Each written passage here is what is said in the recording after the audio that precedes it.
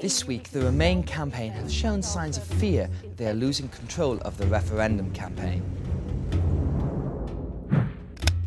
David Cameron has been warning of the dangers of Brexit yet again. He gave a speech where he announced that it would be like putting a bomb under the UK economy. Unfortunately, standing in front of 3 Mini Coopers, he looked a little bit like a used car salesman there. Later in the week, the Prime Minister was watching the evening news and decided he had enough of the untruths from the other side. He gave a speech where he talked about the 6 complete untruths that Brexiteers are saying and basically called them liars. The problem is, though, if these dangers were so great, why did he call the referendum in the first place? And Mr Cameron has still yet to find an answer to that key question on controlling migration if we vote to remain. Well, Brexiteers have been warning about the dangers of Turkey joining the EU, which is still not going to happen.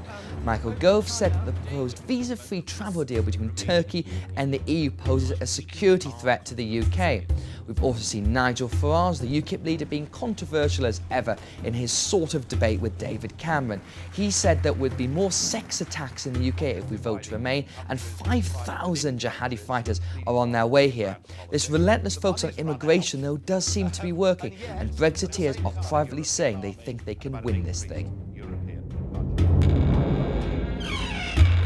The opinion polls have continued to show momentum towards Brexit this week. The FT's poll of polls now has Remain ahead by just 2 points on 45% and Leave on 43%. There were 3 new polls that gave Brexit a lead this week and just 1 that had a Remain lead. But the underlying numbers should still trouble the Remain campaign that their economic message is not quite hitting home. According to YouGov, 45% of voters didn't think Brexit would personally make them worse off.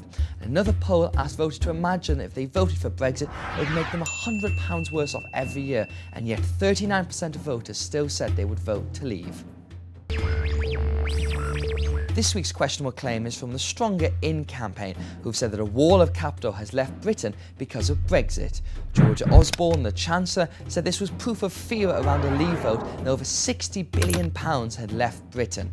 But Remain campaigners need to calm down. Any capital flows out of Britain in March all but dried up in April. But evidence suggests this is companies and traders taking out insurance against Brexit. We already know this, and we already know there is uncertainty about Brexit. But this does not mean that capital is flowing out of the country.